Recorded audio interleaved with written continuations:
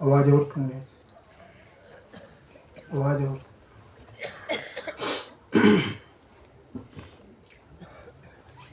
आज ये होली के उपलक्ष्य में इस सत्संग समारोह रखा गया है।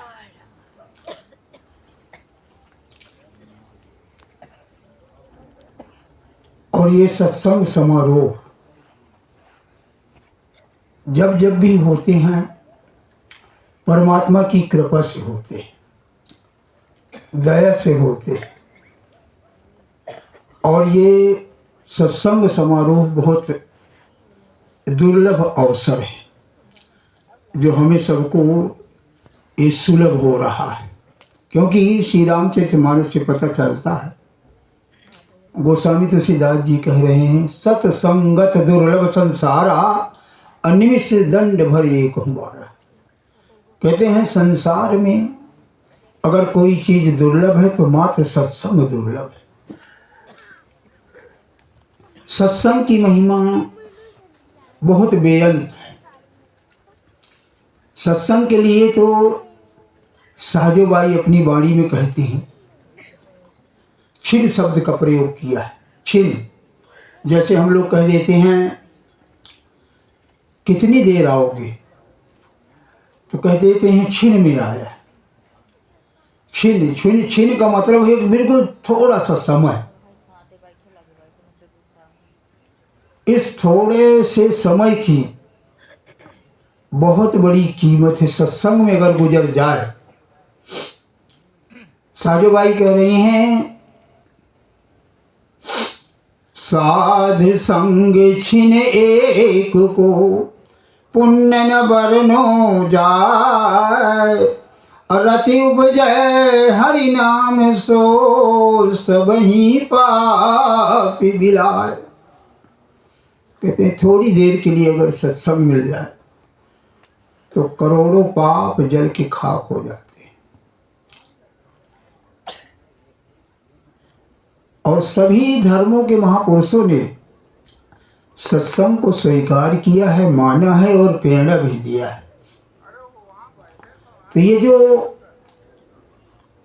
होली का त्योहार है,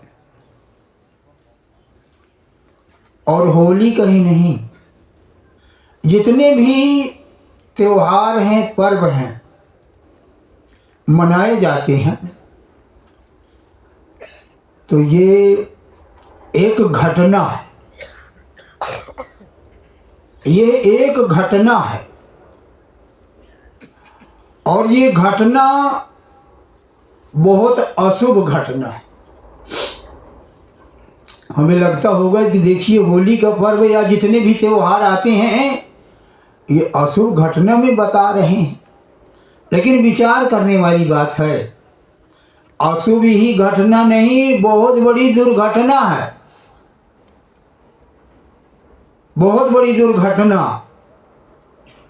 और ये बहुत बड़ी दुर्घटना होते होते जब शुभ घटना में बदल जाते हैं तो वही तीज त्योहार और पर्व बन जाता है। जैसे उदाहरण के लिए जब कृष्ण जी का जन्म हुआ, सभी को पता है कि कृष्ण के माता पिता को कारागार में डाल दिया गया है और कारागार में डाल करके ताला लगा दिया गया और ताला लगाने के बाद पहरेदार लगा दिए गए ताकि ये बच्चा जीवित न रह सके।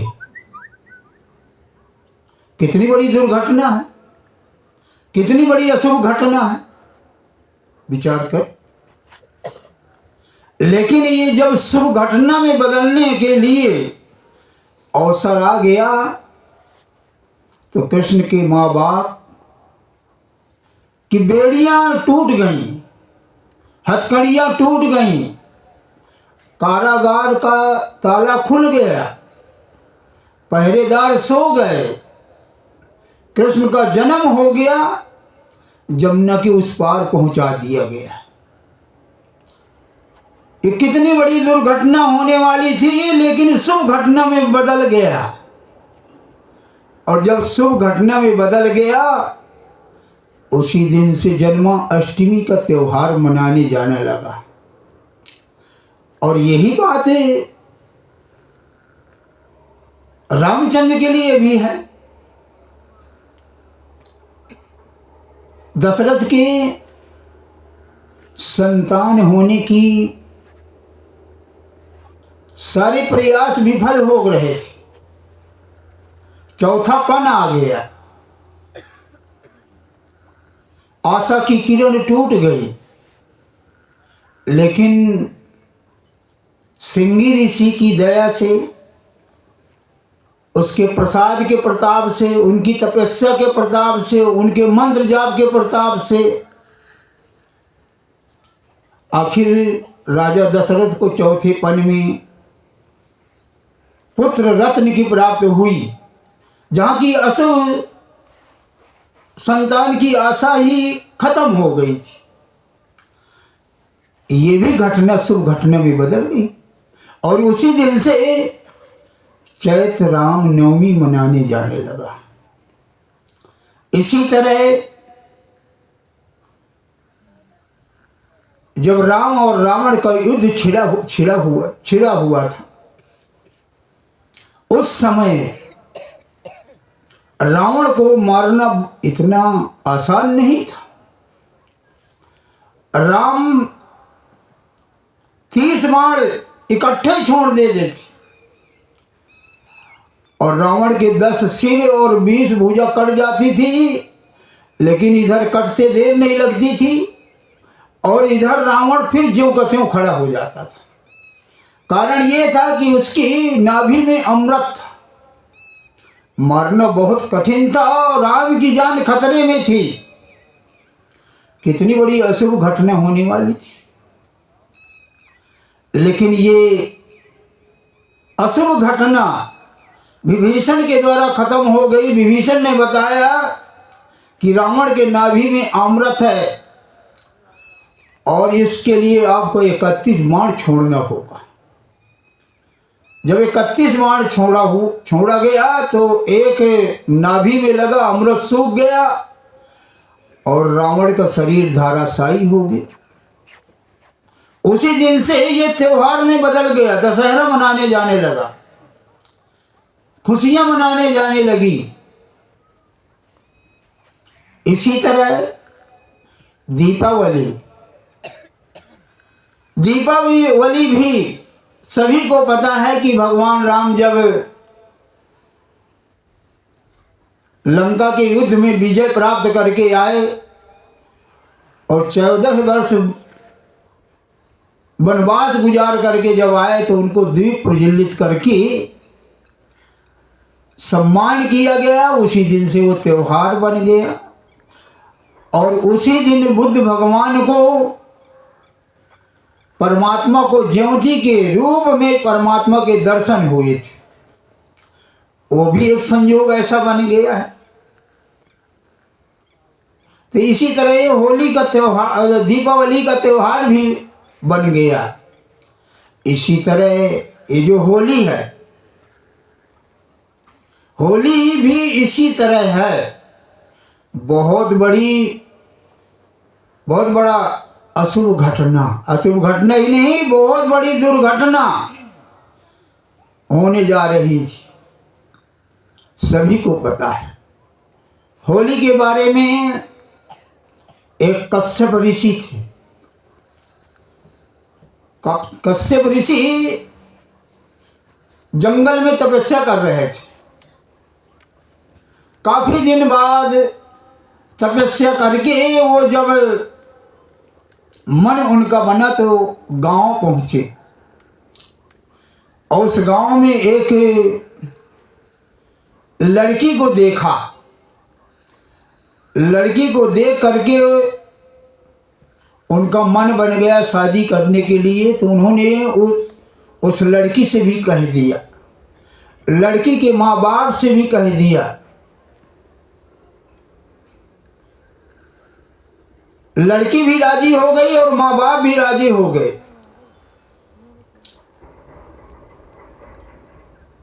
लड़की का नाम था दिति। दिति से शादी हो गई। शादी होने के बाद दिति की कोख से दो लड़के और एक लड़की संतान उत्पन्न हुए। एक का नाम था हिरण्यकश्यप, दूसरे का नाम था हिरण्यकुश और लड़की का नाम था होलिका। और तीनों बलवान थे, बहुत बड़े पराक्रमी थे।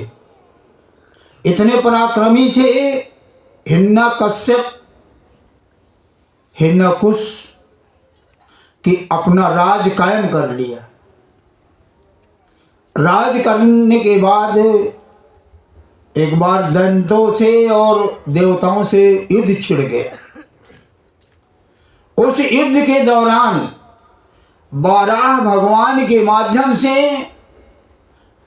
हिरण्यकश्यप की मौत हो गई। जब उसकी मौत हो गई तो हिरण्यकुश डर गया। हिरण्यकुश जब डरा, सोचा कि मेरा भाई मारा गया और मैं भी मारा जाऊं, तो गुप्त रूप से एक जंगल में गया और तपस्या करने लगा। बहुत बड़ी कठोर तपस्या किया, बहुत बड़ी कठोर तपस्या किया। तो ब्रह्मा जी खुश हो गए। ब्रह्मा जी प्रकट हो गए और कहने लगे, हिरण्यकुश जो वरदान चाहिए मांग लो। तो हिरण्यकुश ने अमृत का वरदान मांगा। तो ब्रह्मा ने मना कर दिया कि अमृत का वरदान मैं नहीं दे सकता, ना ही मेरे अंदर ताकत है। इसके अलावा जो भी मांगेगा सब मिल जाएगा। तो हिरण्यकुश एक दिमाग लगाया। उसने कहा, ठीक है, आप मुझे वरदान दीजिए, बोल क्या चाहिए। तो हिरण्यकुश ने कहा, मैं ना तो दिन में मरूं, ना रात में मरूं, ना अंदर मरूं, ना बाहर मरूं, ना ऊपर मरूं, ना नीचे मरूं, ना आग में जलूं, ना पानी में डूबूं, न इंसान से मरूं, न जानवर से मरूं। अपने दिमाग के हिसाब से उसने अमृत जैसे ही वरदान मांगा। ब्रह्मा जी तथास्तु कह दिया। तथास्तु कह दिया, ऐसा ही होगा, तू नहीं मरेगा। जिस चीज से तू मांगा है इससे नहीं मरेगा। जब ये वरदान मिल गया तो हिरण्यकुश को अहंकार हो गया। अहंकार हो गया और इसी तपस्या के दौरान एक घटना और घटी। जब हिरण्यकुश तपस्या कर रहा था तो इंद्र घबरा गया।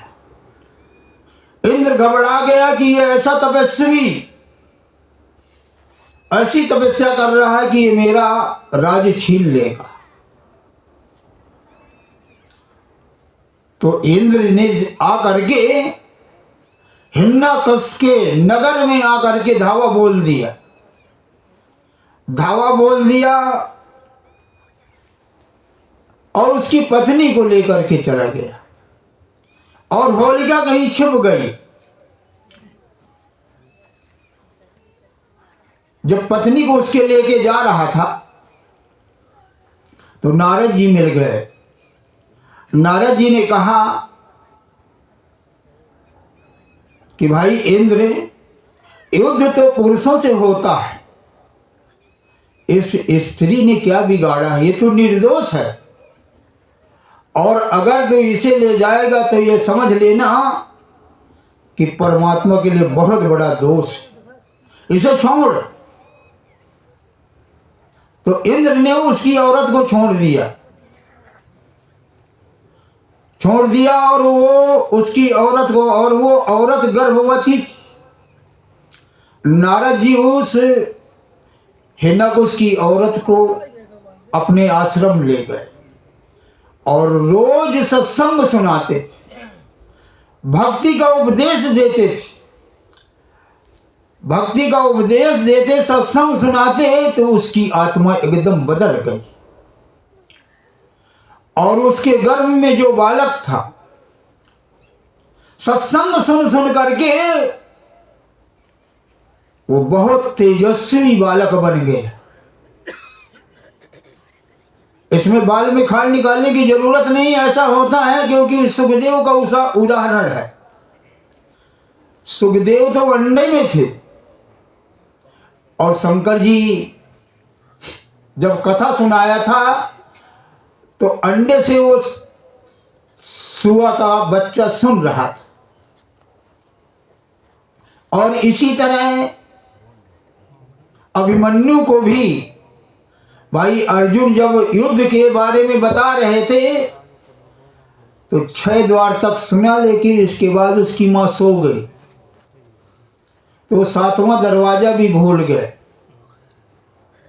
कहने का भाव, संत महापुरुष गर्भ में भी, अंडे में भी, और जिसमें सामर्थ्य है, जैसे वाल्मीकि लव और कुश को बचपन में ही धनुष बाण विद्या सिखा दिया था।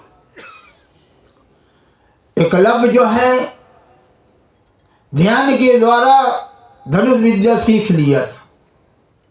कहने का भाव, ये ध्यान के द्वारा या गर्भ में संत महापुरुष अपनी ताकत, अपना तेजस हमें दे सकते।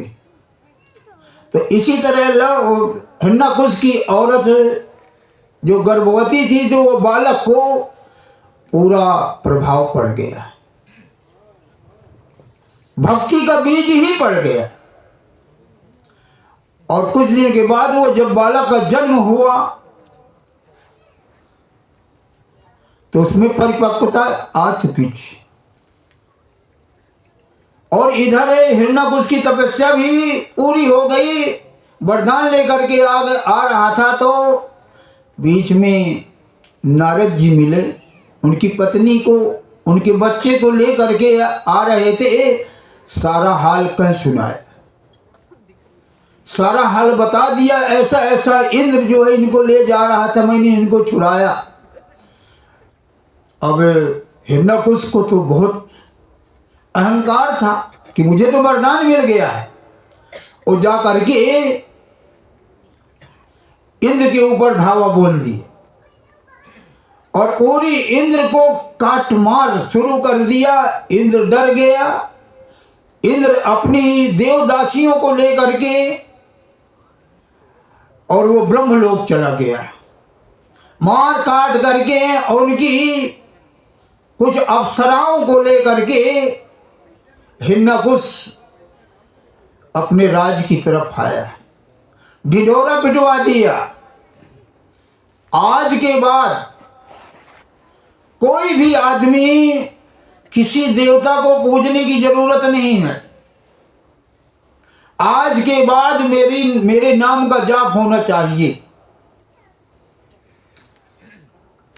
जले हिरण्यकुश, थले हिरण्यकुश, हिरण्यकुश की जय। बस आज के बाद यही मंत्र चलेगा, मेरा जाप होना चाहिए। इधर बच्चे को स्कूल भेजा जा रहा था। पूरा नगर, पूरा क्षेत्र हिरण्यकुश का नाम जपा जा रहा था। बच्चा जब ये प्रहलाद नाम रखा गया, उस बच्चे का। प्रहलाद जब स्कूल जा रहा था, उस स्कूल से जब लौटा तो रास्ते में एक कुम्हार अपने मिट्टी के बर्तनों का आवा लगा रहा था और एक घड़े में बिल्ली के बच्चे थे।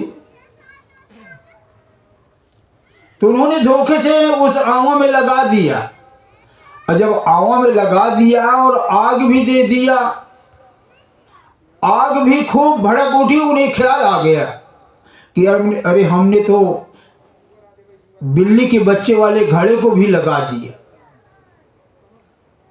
तो एकदम से उनको प्रार्थना करने लगे और राम राम जपने लगे। जब राम राम जपने लगे तो उधर से स्कूल से प्रहलाद आ रहा था।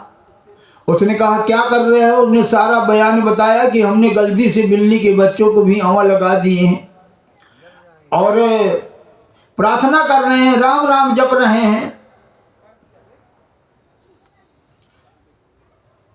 ताकि ये बच्चे बच जाए।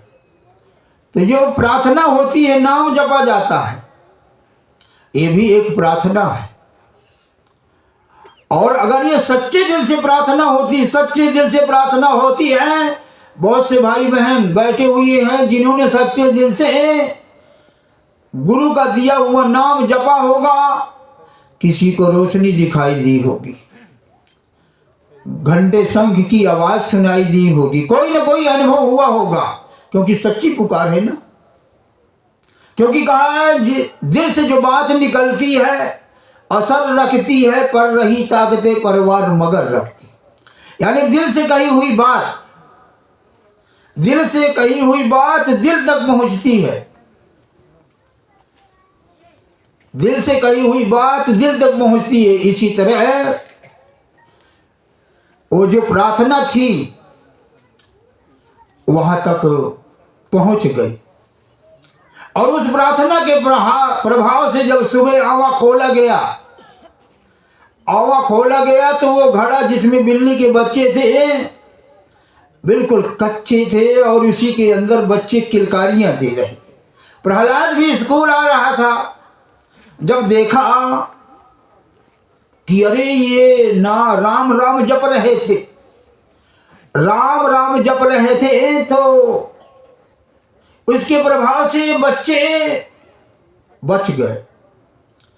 और उसके पहले ही नारद जी के माध्यम से भक्ति का बीज पड़ा हुआ था।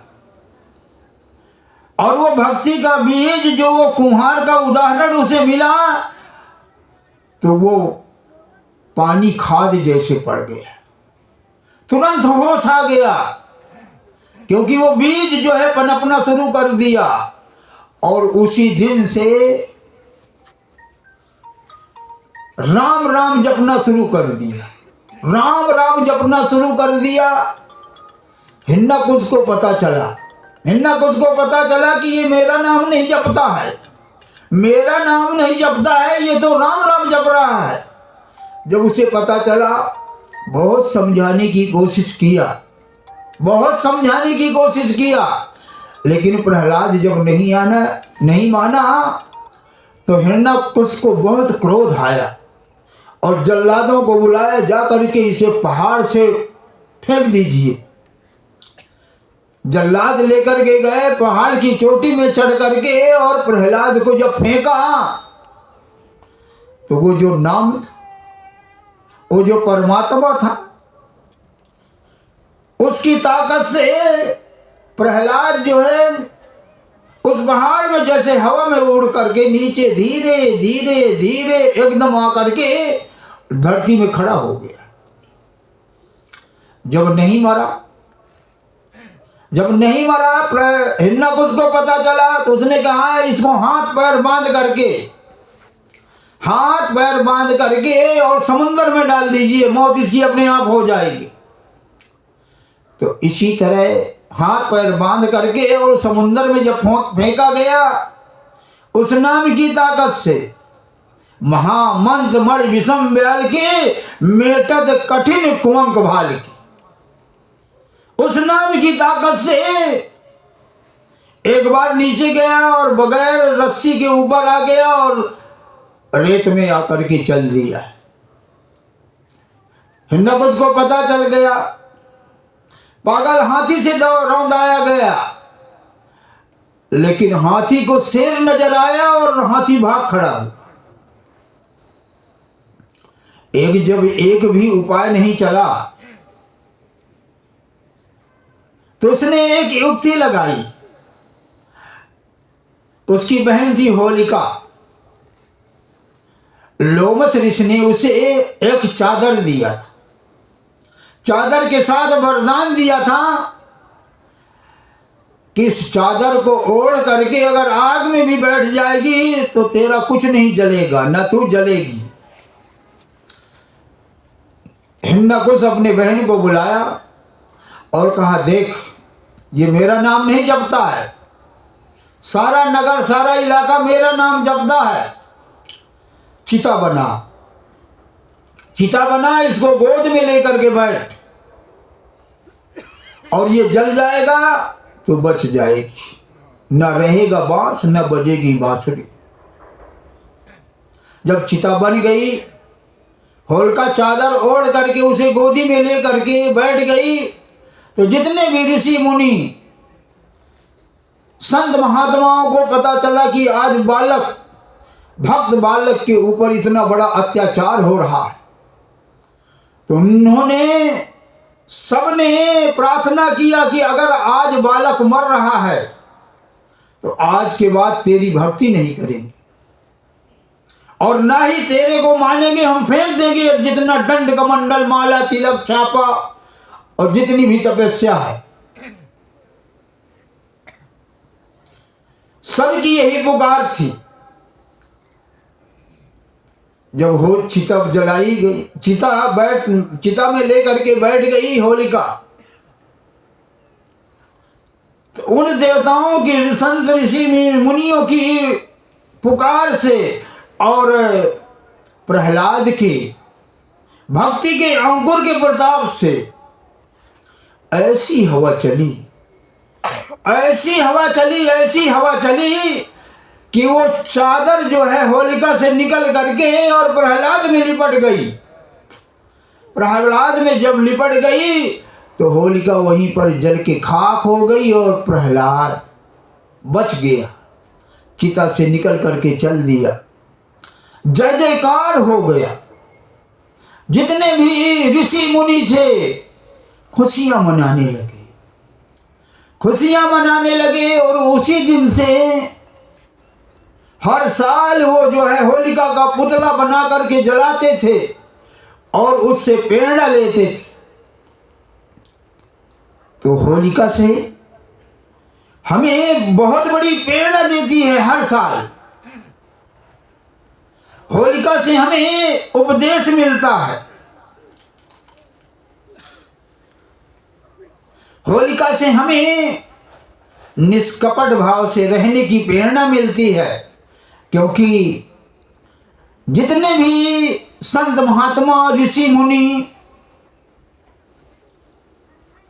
उसी दिन से निष्कपट भाव से, प्रेम से, निस्वार्थ भाव से रहने लगे।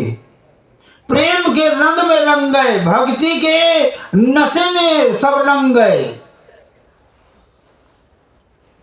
और वहीं से प्रेरणा मिलने लगी, जिसके लिए रामायण में कहा है, निर्मल मन जन सो मोहि पावा, अमोहि कपट छल छिद्र न भावा। निष्कपट भाव से रहने की प्रेरणा मिलने लगी, ईर्ष्या भाव खत्म हो गया। और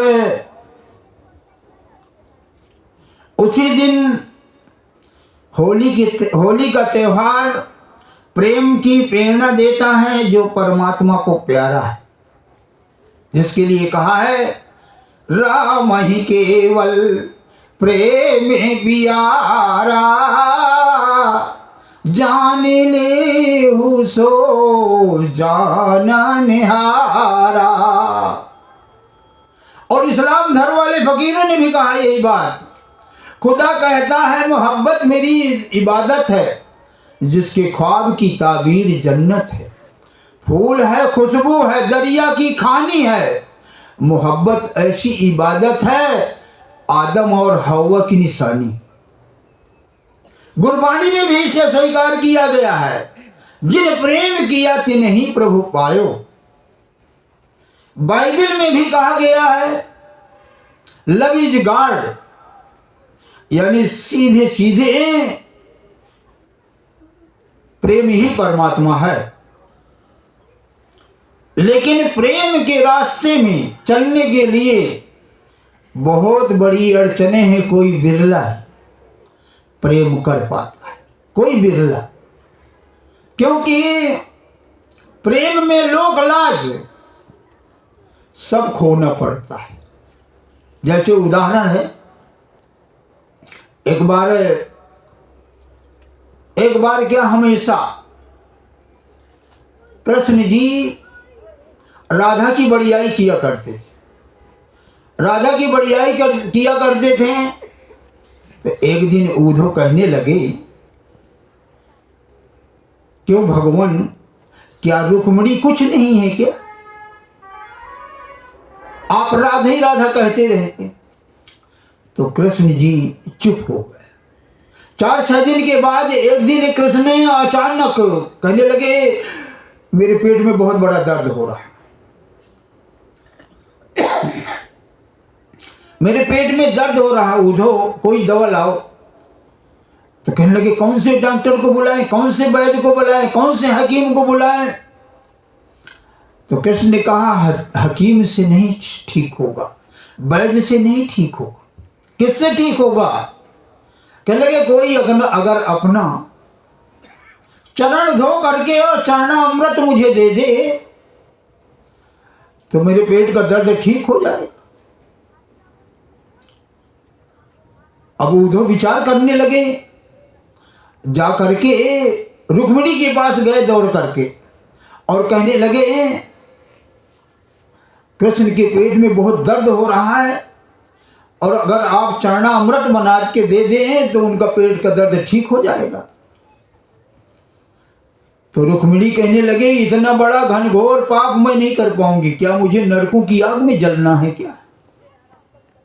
इतना बड़ा घनघोर पाप मैं नहीं कर पाऊंगी, मुझे नरकों की आग में नहीं जलना। उद्धव जी घूम रहे, किसी ने नहीं दिया। राधा के पास पहुंच गए। जब राधा के पास पहुंचे तो कहने लगे, राधा, कृष्ण के पेट में बहुत बड़ा दर्द हो रहा है, अगर आप चरणामृत दे दें तो उनका दर्द ठीक हो जाए। जैसे ही राधा सुना, उसे कहने लगी, जल्दी लाओ, थाली लाओ, गिलास लाओ, पानी लाओ। और उद्धव लेकर के आए और चरण धुल करके चरणामृत दे दिया गिलास में। जब उद्धव चलने लगे तो कहने लगे, राधा, तुझे जरा भी डर नहीं, क्या कर रही, अपने पैरों को धो करके और कृष्ण को पिलाने जा रही है। अरे नरकों की आग में जलेगी, बेअंत जन्मों तक जलेगी। तो राधा क्या कह रही है, उद्धव कोई बात नहीं, मुझे इसकी फिक्र नहीं है, लेकिन मेरे प्रेमी का दर्द तो ठीक हो जाएगा, मुझे इसकी परवाह नहीं। अगर मैं बेअंत जन्मों तक नरकों की आग में जलती रहूं, मुझे इसकी परवाह नहीं है, मेरा प्रेमी तो ठीक हो जाएगा। वहीं पर उद्धव को पता चल गया कि कृष्ण राधा का नाम क्यों लेते हैं, क्यों लेते हैं? कि वो वही प्रेम था जिसका होली हमें प्रेरणा दे रही है। जैसे प्रहलाद को परमात्मा से इतना प्रेम था, आग की परवाह नहीं, पहाड़ से गिरने की परवाह नहीं, जल में डूबने की परवाह नहीं, वही प्रेम था। इसलिए किसी कवि ने कहा है, ये तो प्रेम की बातें हैं उद्धव, बंदगी तेरे बस की नहीं है। ये तो प्रेम की बातें हैं उद्धव, बंदगी तेरे बस की नहीं है। यहाँ दिल दे के होते हैं सौदे, आशिकी इतनी सस्ती नहीं है।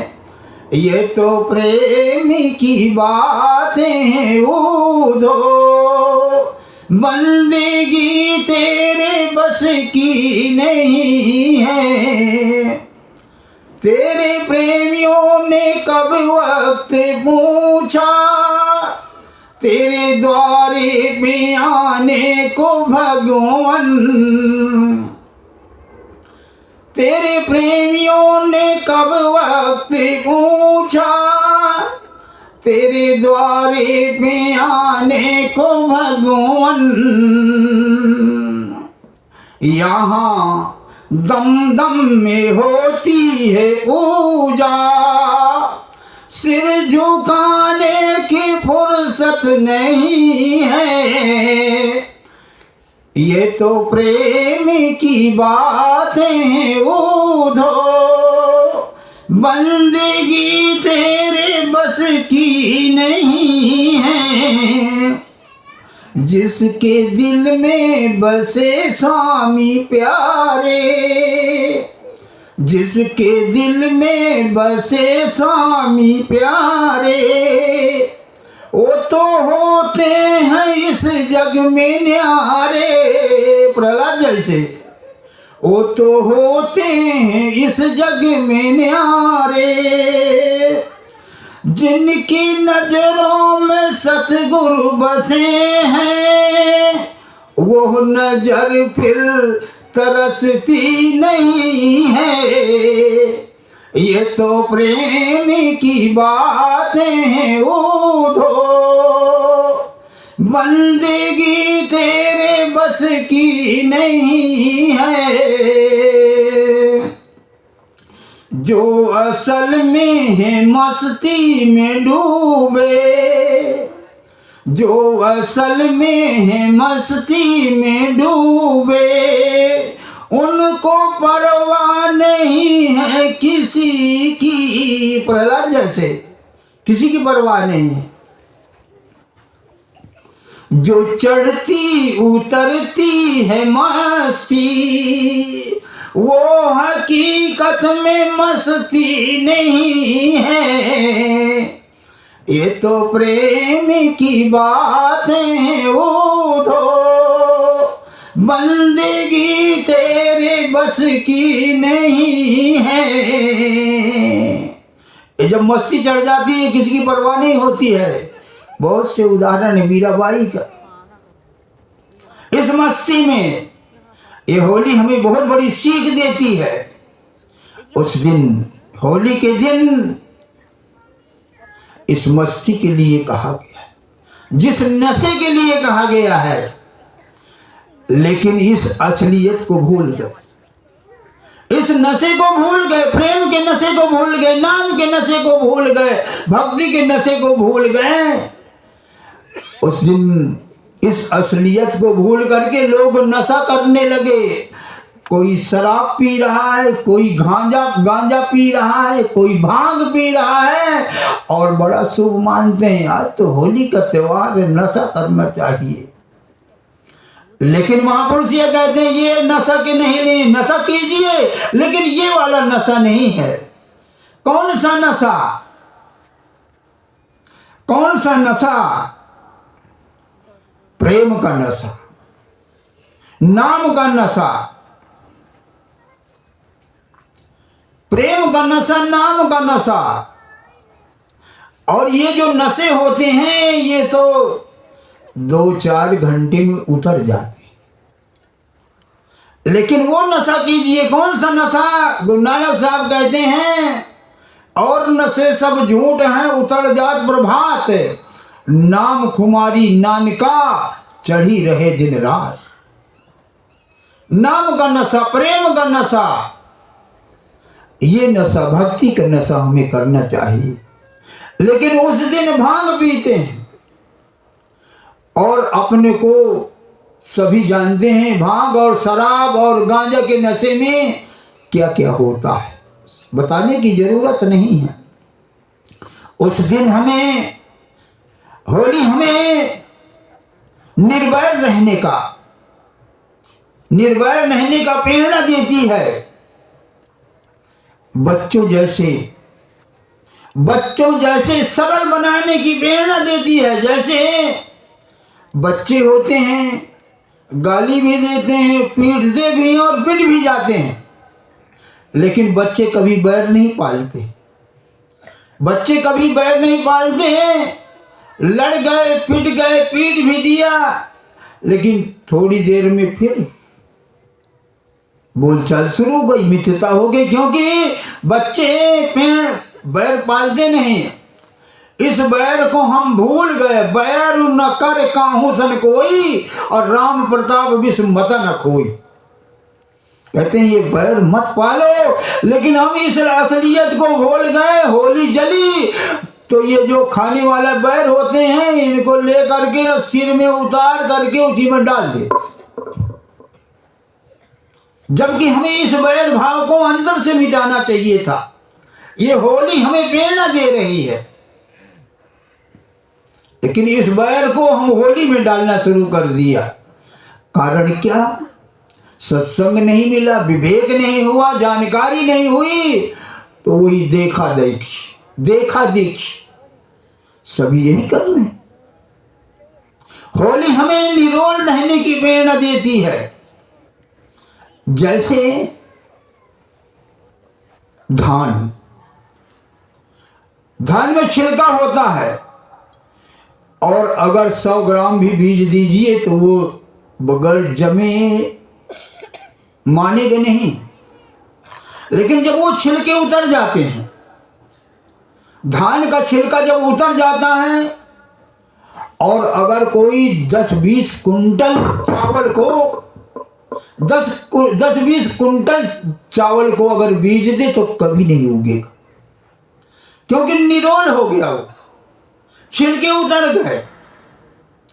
तो ये होली हमें प्रेरणा देती है कि जैसे प्रहलाद ने भक्ति करके निरोल हो गया और चावल जैसे बन गया, सारे पाप के पर्दे उतर गए। संचित कर्म, नाम जप के भक्ति करके संचित कर्म को जला दिया। जब ही नाम हृदय धरा, हुआ पाप का नाश, जैसी चिंगी आग की पड़ी पुरानी घास। नाम जप करके सारे संचित कर्मों को जला दिया और एकदम निरोल हो गया, चावल जैसे हो करके। लेकिन हमें ये होली प्रेरणा दे रही है कि चावल जैसे बनो, लेकिन इस असलियत को हम भूल गए। और जब होली तापने जाते हैं, कहते हैं चावल भी लेते जाना, बैर भी लेते जाना। चावल और बैर जो है सिर में घुमा करके उसमें फेंक दिया। होली हमें प्रेरणा दे रही है किसी की चुगली न करना, लेकिन चुगली को भूल गए, चावल में आ गए। चावल लेकर के होली में डाल दिया और चुगली करे जा रहे हैं। और चुगली और निंदा, कोई ये न समझे जिसकी हमने चुगली किया है, यह चुगली उस आदमी तक पहुंच जाएगी जिसकी हमने चुगली किया है। क्योंकि जब हम निंदा करते हैं, चुगली करते हैं, तो शब्द यात्रा करना शुरू कर देते हैं। शब्द यात्रा करते हैं और वो शब्द यात्रा करते करते उस आदमी तक पहुंच जाते हैं जिसकी हमने चुगली किया है। और जब उस आदमी के तक पहुंच गए तो ये समझ लीजिए दुश्मनी चौगुनी बढ़ गई। इसलिए कहा जाता है कि दीवारों के भी कान होता। मुंह से कही हुई बात शब्द यात्रा करना शुरू हो जाते हैं और वहां वो पहुंच जाते हैं। उदाहरण के लिए, समझने के लिए एक छोटा सा उदाहरण है, कई बार सुनाया और सुने आप। एक राजा था, तो उसके बड़े बड़े कान थे, तो वो कान की हंसी के लिए बड़े बड़े राजा बाल रखाया करता था कि कान किसी को दिखाई न दे। लेकिन एक बार ज़्यादा ही बड़े हो गए तो एक नाई को बुलाया। उस नाई का नाम था बुद्धन। नाई को बुलाया और कहा कि मेरे बाल थोड़ा सा छोटे कर दे, कान ढके रहें, और जो अलावा है उनको काट दे। अब वो नाई जो है बाल काटते समय कानों को तो देख लिया, और उस नाई की आदत क्या थी कि बगैर चुगली किए उससे खाना भी नहीं हजम होता था। उसकी आदत थी, बगैर चुगली किए उससे रहा नहीं जाता था। और बाल काटते समय जो है राजा ने समझा दिया है, बुद्धन नाई, अगर मेरे बारे में किसी से बताया ना कि मेरे कान इतने बड़े बड़े हैं तो तेरी खाल में भूसा भरा दूंगा। ने कहने लगा, नहीं साहब, मैं किसी से नहीं बताऊंगा।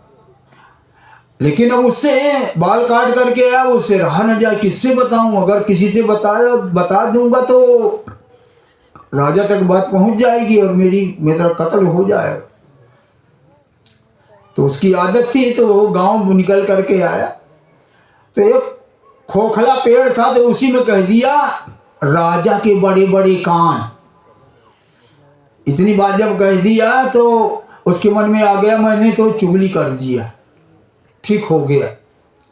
अब संयोग ऐसा बना कि संगीतकार उस पेड़ को खरीद लिया और उसी लकड़ी से जो हारमोनियम बनाया और उसी लकड़ी से ढोलक का बीम बन गया। उसी लकड़ी से जो है मंजीरा में जो पीछे लकड़ी लगी रही थी वो भी लग गई।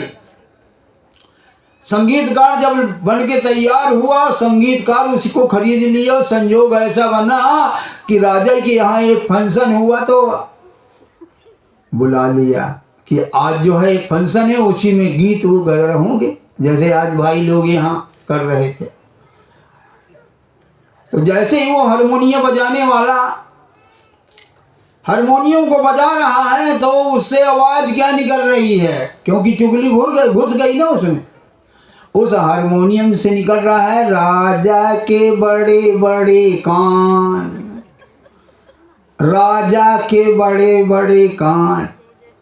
तो मंजीरा वाला क्या कहता, क्योंकि उसमें भी लकड़ी लगी ना, तो मंजीरा वाला कहता है, किन्ने कहा, किन्ने कहा, किन्ने कहा। जब उसने कहा किन्ने कहा तो ढोलक वाला जो बजा रहा है तो उससे आवाज निकलती है, बुद्धन नाई, बुद्धन नाई, बुद्धन नाई, बुद्धन नाई। कहने का भाव ये है कि चुगली जो है वहां तक पहुंच जाएगी।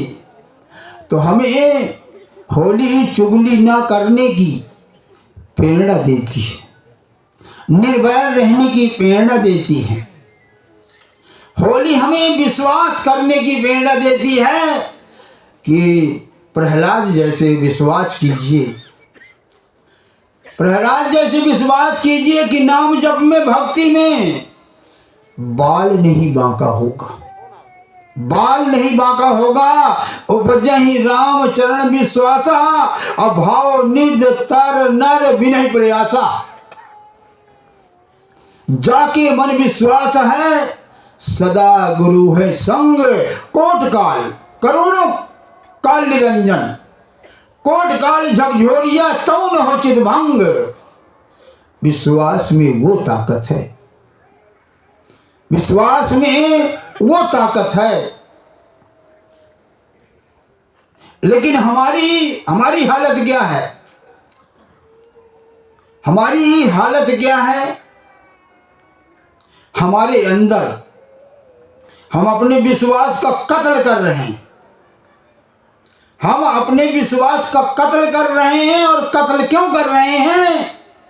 हमें संदेह हो रहा है, शंका हो रही है। और शंका, संदेह, शक बहुत खतरनाक है, घर में कलह मचा देती है, घर में कलह मचा देती है। और कलह वो चीज है, कलह वो चीज है, गोस्वामी तुलसीदास जी ने कहा, बरु भल बास नरक कर त्राता, और दुष्ट संग जन देह विधाता। गोस्वामी तुलसीदास जी कह रहे हैं, घर में कलह मत देना, दुष्टों का संग मत देना, इससे अच्छा तो मुझे नरक में डाल देना। यानी नरक से भी ज्यादा नरक बन जाता है जिस घर में कलह होती है।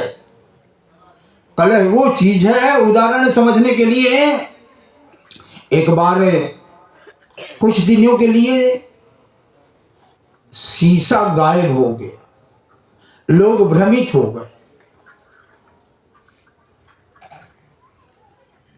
तो एक आदमी गांव में रहता था, तो हल जोतने गया तो कहीं उस खेत में उसे शीशा मिल गया। तो जैसे उसने शीशा उठाया और ऐसे देखा तो उसने कहा, यार मेरे गांव वाले लोग कहते हैं यार तेरी शकल सूरत बिल्कुल तेरे पिता जैसे है। उसके भी बड़े बड़े मोक्ष थी, तो उसकी भी मोक्ष थी। तो उसने सोचा यार ये मेरे पिताजी की फोटो है, मेरे पिताजी की फोटो है। तो वो शीशा को ले आया और घर में आया, किवड़ियों में रख दिया। उस किवड़ियों में रख दिया। वो रोज हल जोतने जाए तो उसने सोचे मैं अपने पिताजी के दर्शन कर लूँ फिर हल जोतने जाऊं। 8-10 दिन गुजर गए। जब भी वो हल जोतने जाता तो उस किवड़िया से शीशा को देखता, मत्थन टेकता, क्योंकि पिताजी है ना, चला जाता। 7-8 दिन के बाद उसकी और कह जाता घर में कि इस शीशे इस किवड़ियों को कोई नहीं खोलना। तो एक दिन क्या किया, उसकी पत्नी ने उस किवड़िया को खोल डाला। उस किवड़िया को खोला और उस शीशे को देखा तो उसे भी ज्ञान नहीं था। तो उसने जब देखा वैसे ही वो उसकी फोटो नजर आई तो वो दौड़ी दौड़ी गई, देख करके अपनी सास के पास कहने लगे, देखो अपने लड़के का नाश पीटे का बिगड़ गया, खराब हो गया। उसकी सास ने कहा, अरे क्या है बताओ। कहने लगी, जाके देखो उसमें फोटो रखी है जिससे बिगड़ा हुआ है। अब सास दौड़ी दौड़ी आई, उसे बड़ा गुस्सा आया। तो जैसे ही वो सास देखा उस शीशे को तो उसकी शक्ल नजर आई तो उसको बड़ा गुस्सा आया और कहने लगी, देख तो मेरी बहू जो है 6 फीट की लंबी चौड़ी मोटी ताजी हट्टी कट्टी, और पता नहीं ये किस बुढ़िया से बिगड़ा हुआ, जो कि ज्ञान तो था नहीं, शंका सब। अब घर में जब वो शाम को आया तो माँ भी कहने लगी, नाथ पीटे तू अब खराब हो गया। और उसकी पत्नी कहने लगी, अगर कहे खाना बनाओ तो कहने लगी उसी कंवरिया वाले को बुलाओ, उसी से खाना बनवाओ। उसी से घर में पूरा कलह मच गया। पूरा घर में ना कोई किसी से बोले, ना खान न पियन से सारा स्वाद सारा सुमत सब खराब हो गया। बड़ा तकलीफ हो गई। तो उसने बड़ा सोच विचार में पड़ गया। एक दिन एक बुजुर्ग आया, कहने लगे, ये बताओ रोज रात को तुम्हारे यहाँ एक कलह होती है, क्या बात है। तो उसकी माँ भी कहने लगी, क्या बताएं, अब ये हमारी बहू को तो तुम जानते हो, लेकिन पता नहीं किस बुढ़िया के पीछे लगा है।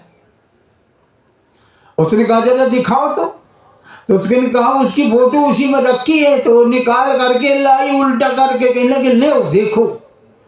और जैसे देखा तो वो समझ गया, क्योंकि उस शीशा के बारे में सुन रहा था तो उसकी अपनी शक्ल नजर आई। तो कहने लगा, भाई देखो तुम यहाँ आओ, ये कोई किसी से खराब नहीं है, कोई किसी से बिगड़ा नहीं है।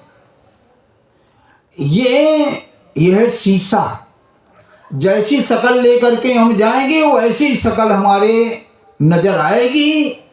आओ सब लोग। बहू को मिलाया और उसकी सास को भी मिलाया, कहने लगे, देखो तुम भी देखो मुझे भी देखो। तीनों को जब शक्ल देखा तब जा करके उनका संशय और वहम निकल गया। इसका उपाय एक ही है,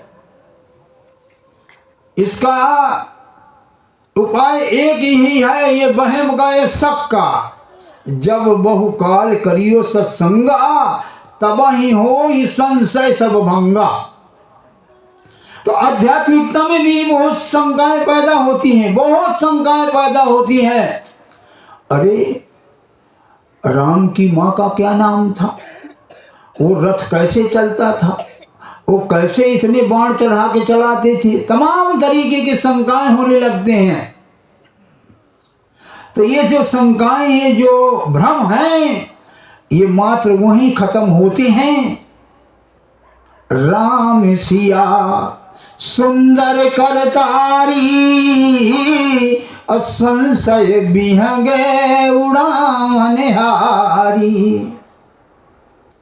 तो होली हमें प्रेरणा देती है, बहुत सी सीख देती है लेकिन हम उल्टा चल पड़ते हैं। तो आज और भी कुछ कार्यक्रम है, मैं अपनी बात यहीं से समाप्त करूंगा। आज ये होली का दिन है। होली का दिन का मतलब ये है कि होली समारोह का प्रोग्राम है। तो प्रेम के रंग में और ये अबीर के माध्यम से कोई हुड़दंग नहीं होगा। अगर आप सब एक दूसरे से मिले, भाई बहन एक दूसरे को टीका कर सकते हैं, एक दूसरे को टीका करके।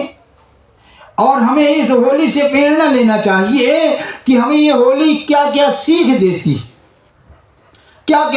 देती है। हमें निरोल रहने की सीख देती है, प्रेम की सीख देती है, विश्वास की सीख देती है, भक्ति की सीख देती है, सारे ऐब छोड़ने के लिए हमें प्रेरणा देती है। तो हम इन प्रेरणाओं को हम धारण करें और अपने को बदल डालें। इसलिए मैं कभी कभी कहता हूँ कि कुछ लोग सत्संग सुनते हैं, कुछ तो जवाब देने के लिए सुनते हैं, कुछ तो कमी निकालने के लिए सुनते हैं, और कुछ खराब चीज भी छांटते हैं। लेकिन जो उच्च श्रेणी के श्रोता होते हैं वो अपने आप को बदल डालने के लिए सुनते हैं। तो हम जब सत्संग में आए और सुने तो अपने को बदल डालें, और ऐसे बदल डालें जैसे प्रहलाद बदल गया, मीराबाई बदल गई, तुलसीदास जी बदल गए, जितने भी मीराबाई बदल गई, सबरी बदल गई, सहजोबाई बदल गई, तमाम जितने हैं उन्होंने ऐसे सुना कि सुन करके और बदल गए। तो हमें भी ये होली के उपलक्ष्य में जो सत्संग समारोह रखा गया, इसमें सुन करके और हम अपने आप को बदल डालें। तो अब जो है लाइन से